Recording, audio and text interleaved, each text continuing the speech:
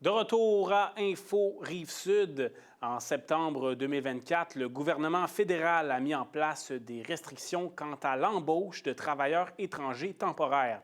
C'est maintenant un maximum de 10 de ces travailleurs qui peuvent pourvoir des postes à bas salaire, ce qui réduit l'accès des entreprises au programme des travailleurs étrangers temporaires. La Chambre de commerce et d'industrie du Grand Roussillon conteste publiquement ces restrictions. On en parle avec David Bergeron, président directeur général de la Chambre de commerce et d'industrie du Grand Roussillon. Monsieur Bergeron, bonjour. Bonjour.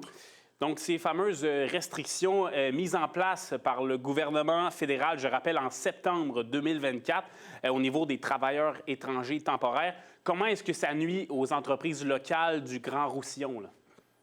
Bien, ça nuit grandement parce qu'on a à la grandeur du Québec environ 75 000 travailleurs étrangers temporaires.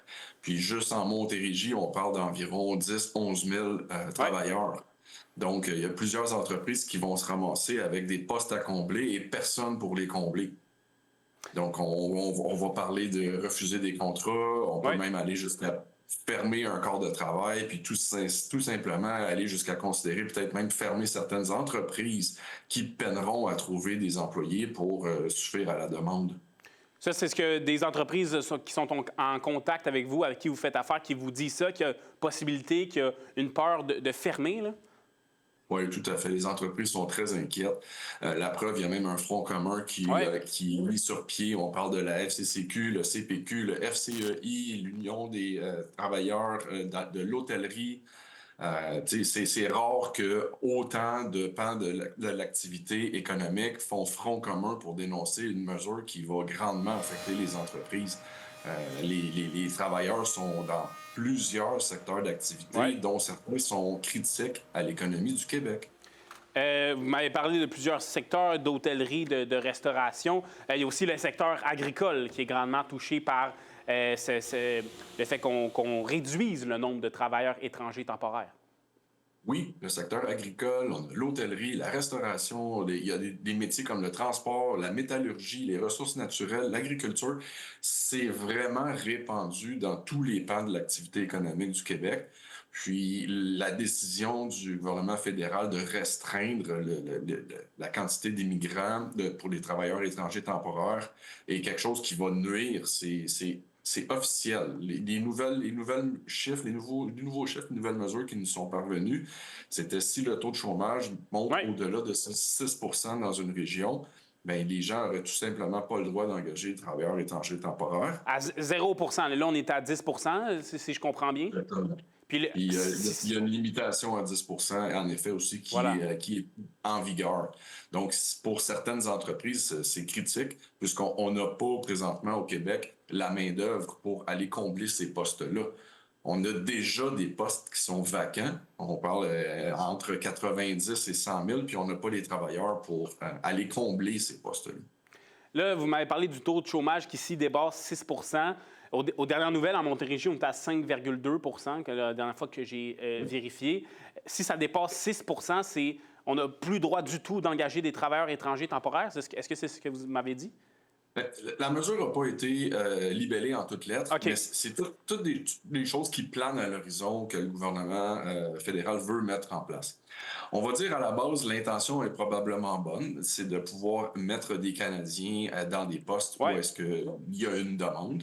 Sauf qu'il faut quand même évaluer tout ce qui est sur l'échiquier du marché du travail. Donc, toutes les associations font front commun pour demander au gouvernement de retarder l'application des mesures et de reconsidérer aussi les paramètres.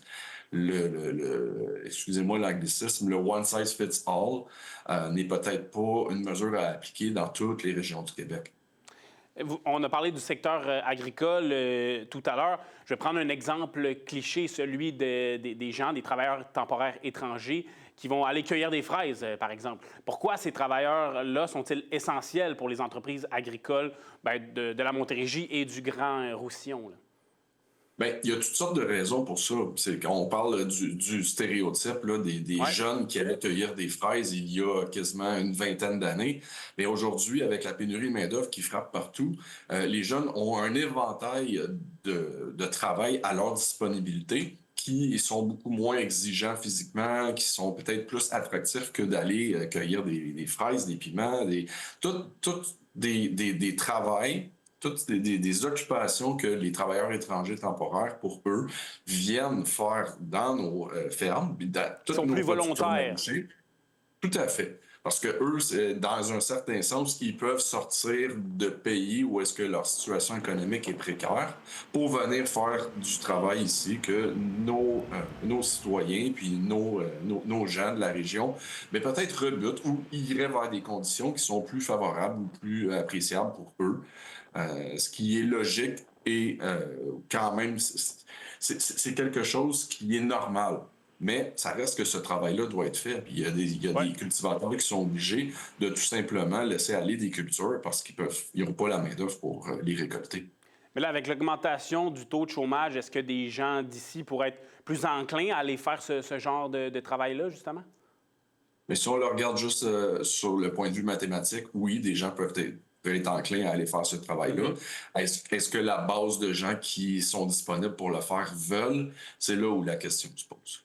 Voilà. Puis en terminant, est-ce que là, vous avez des discussions avec le gouvernement fédéral pour ce qui est de ces restrictions-là pour trouver un accord?